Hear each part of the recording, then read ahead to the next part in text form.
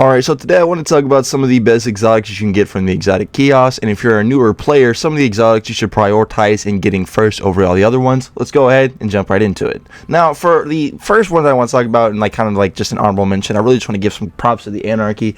Obviously, it's not nearly as strong as it was because it did get that fat nerf quite a while ago now, but it can still perform really, really well. It's still damage over time, which is very, very useful. You just shoot 2, and then you're able to switch to your other weapons and do damage. And right now, it does have a little bug where it's doing like 5 times damage against just random parts of the game, which is pretty cool, but that's probably gonna get nerfed soon. Either way, it's still a good gun, but the thing about it is that it is it's an old raid weapon, so it costs 240 spoils at Conquest, so that's a little bit on the pricey side. Coming in like, I guess you could say, our number 4 spot, I'm gonna have to give it to our kinetic weapon here, and that's going to be none other than the Outbreak Prime or Outbreak Perfected. This is a Red War exotic that is very, very strong, one of the hardest hitting kinetic weapons in the game, and has been used in 2 day 1 raids now. This variant of it is better than the one in Destiny 1, as it now creates Siva nanite swarms on rapid hits as well as precision kills, and then the catalyst just makes it even better. This increases the nanite damage. Enemies that die with nanites attached to them generate even more nanites. Very, very strong in day 1 contest mode raids. Has been used twice now, myself included. I use this for day 1 caretaker and vow. The next weapon I want to go ahead and talk about is, it's been on quite the journey, also a former D1 exotic. We're talking about the Sleeper Simulant. This badass linear fusion rifle has had quite the come up recently, or rather over the past couple of years. A very, very strong linear fusion rifle that can be used a lot in day 1 raids, and if you have the catalyst for this gun, which I would say is very much so more beneficiary than some of the other weapons on this list,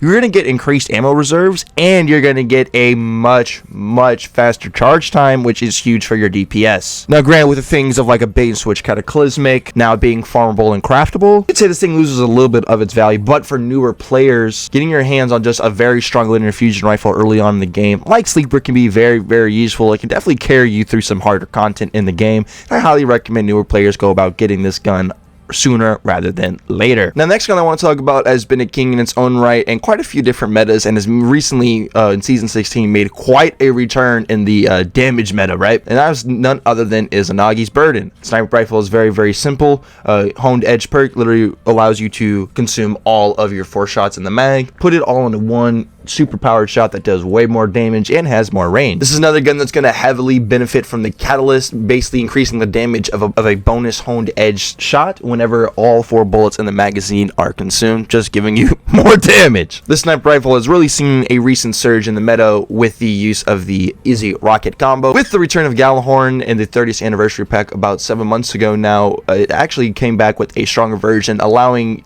it to give legendary rocket launchers Wolfpack rounds. So if you just have one G-Horn in your party, which most parties are going to, you can put on any auto-loading rocket launcher, the main one being the Palmyra B, as it does get enhanced auto-loading, which allows for a perfect synergy with this weapon. With enhanced auto-loading, you're able to cancel the reload animation of Izanagi's and have your auto-loading ready to go without having to drag it out any extra longer. Very, very good and very, very useful in all in-game content, contest mode raids, nightfalls, master nightfalls, and definitely a DPS king. Moving on to the most important exotic, at least in my opinion, that I could tell anybody to get from the exotic kiosk is going to be none other than the Horde. I absolutely love this grenade launcher. This gun absolutely needs its catalyst if you want to get the true potential out of this weapon, giving it 100 handling and auto loading. Truly a fire forget solid weapon used